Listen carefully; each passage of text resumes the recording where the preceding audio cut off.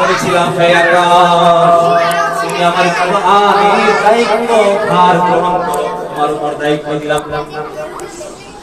কোরআনে কারীমের দায়িত্ব আসমান কাঁপা শুরু করে দিল। যখন ওই কাঁপতে শুরু করলো, আল্লাহ বললেন তুমি তাহলে তোমার দ্বারা সম্ভব না। এই কথা বলে আল্লাহ কোরআনের দায়িত্ব পাহাড়ের কাছে দিলেন। এই কথা আল্লাহ কোরআনে কারীমে ইরশাদ করেছেন, ইন্না আরাদনাল আমানাতা আলাস সামাওয়াতি ওয়াল আরদ। হে মানুষ, তোমরা শুনে রাখো, আমি আল্লাহ তোমাদেরকে কোরআন দেওয়ার আগে এই কোরআনকে আমি দিয়েছিলাম আকাশের কাছে। আকাশ সিলিন্ডার করেছে, সে অক্ষমতা জানিয়েছে, সে ভার, এই ভার বহন করার সক্ষমতা তার নেই। এরপরে আমি পাহাড়ের কাছে দিয়েছিলাম, পাহাড় অক্ষমতা জানিয়েছে, এই ভার সেও গ্রহণ করতে পারবে না। এরপরে মানুষকে জিজ্ঞেস করলো, হ্যাঁ মানুষ, তুমি কি আমার কোরআনের দায়িত্ব গ্রহণ করতে পারবে? মানুষ বলল, হে আল্লাহ, যদি এই কোরআনের দায়িত্ব আমি আমার কাঁধে তুলে নেই তাহলে আমার জন্য কি পুরস্কার? আল্লাহ বলেন, এই কোরআনের দায়িত্ব তুমি তোমার কাঁধে তুলে নিয়ে এই কোরআন অনুযায়ী যদি তুমি তোমার জীবনকে রাঙাও সাজাও, কোরআনের আইনগুলো যদি মেনে চলো, মৃত্যুর সাথে সাথে তুমি জান্নাতে প্রবেশ করবে। সুবহানাল্লাহ।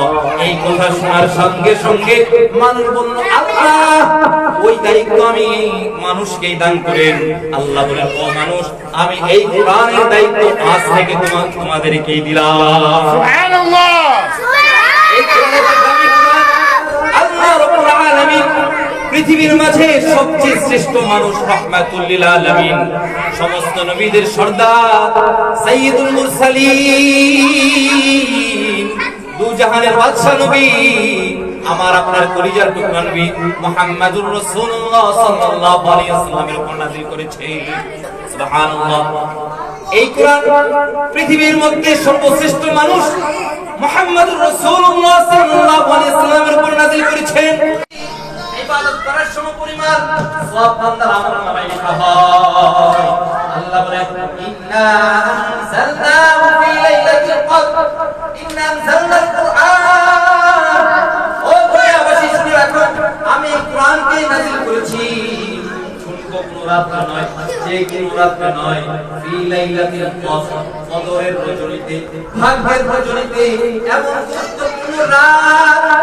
লাইলাতুল কদর খায়রুম মিন আলফি শাহর। এই রাতে কেউ যদি ইবাদত করে তাহলে এক রাতে ইবাদত করার, সে যদি করে তাহলে এক রাতে ইবাদত করার ফলে আল্লাহ